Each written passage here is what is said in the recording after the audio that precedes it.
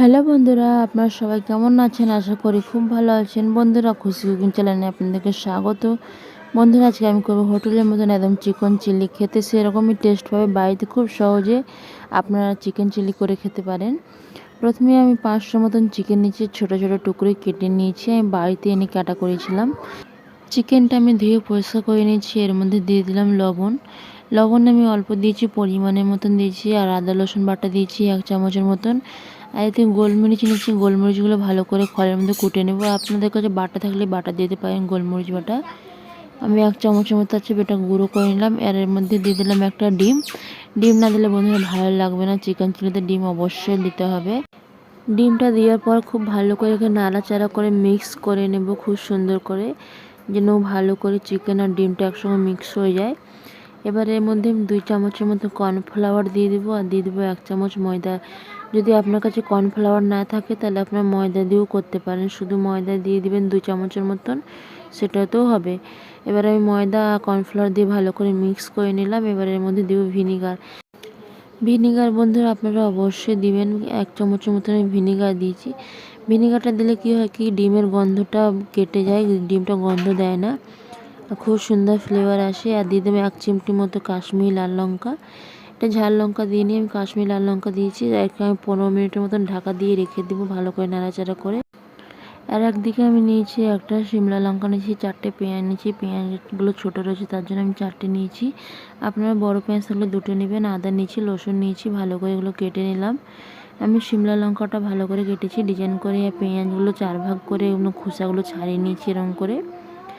আর chicken chilli বন্ধু এরকমই খোসাগুলো লাগে পেঁয়াজের, বেশি কুচি করতে হয় না। আর একদিকে আমি গ্রেভির জন্য আমি 1 গ্লাস জল নিয়েছি ছোটো গ্লাস থেকে। আর এর মধ্যে দিয়ে দিলাম সয়া সস, 2 চামচের মতন দিলাম সয়া সস। আপনারা মেপে দিবেন, আমার আন্দাজ রয়েছে তার জন্য আমি আন্দাজে 2 চামচ দিয়ে দিচ্ছি। আর 1 চামচের মতন ভিনিগার দেব। আর এর মধ্যে দিয়ে দেবো ছোটো বাটি থেকে 1 বাটির মতন সস, মানে টমেটো কেচাপ দিয়ে দেবো। আর এর মধ্যে দিয়ে দেবো 3-4 চামচের মতন কর্নফ্লাওয়ার বন্ধুরা আপনারা অবশ্যই দিবেন। কর্নফ্লাওয়ার না দিলে কি হয় কি, গ্রেভিটা হয় না। রেস্টুরেন্টের মতন খেতে হলে বন্ধুরা কর্নফ্লাওয়ার দিতে হবে, তারপরে গ্রেভি লাগবে, খুব সুন্দর লাগবে। আর এর মধ্যে দিয়ে দেবো অল্প পরিমাণের মতন লবণ দিয়ে খুব ভালো করে নাড়াচাড়া করে রেখে দেবো এক সাইডে। আপনারা অবশ্যই এরকম করে ট্রাই করবেন, পুরো হোটেলের মতন লাগবে খেতে। বন্ধুরা খেয়ে কমেন্ট করবেন কীরকম লেগেছে।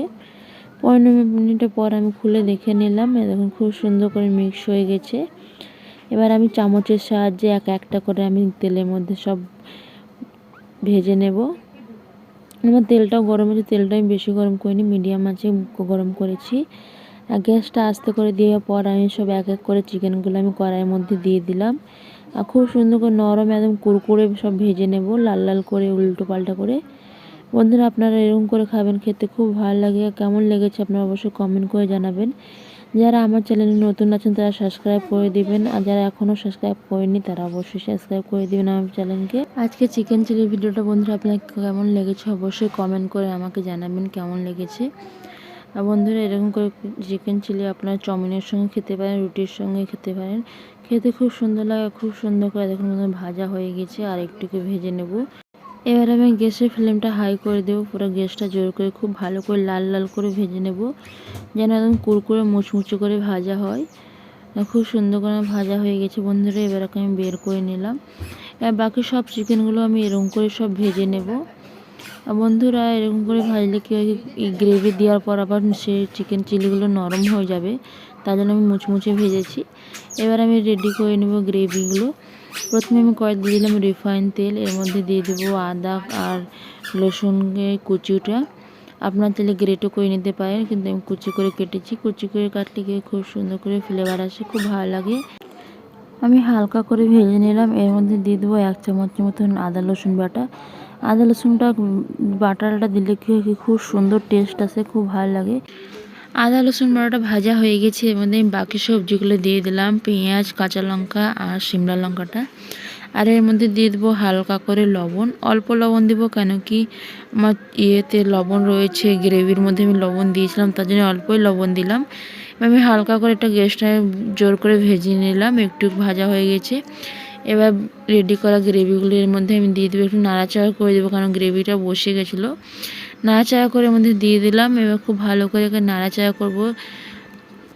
বন্ধুরা এরকম করলে কি পুরো রেস্টুরেন্টের মতন টেস্ট আসে, খুব ভালো লাগে খেতে। এবার গ্যাসটা আমি মিডিয়ামে রেখে একটু ফুটিয়ে নেব। যখন এই গ্রেভিটা ফুটতে শুরু হবে তারপর আমি চিলিগুলো এর মধ্যে দিয়ে দিব।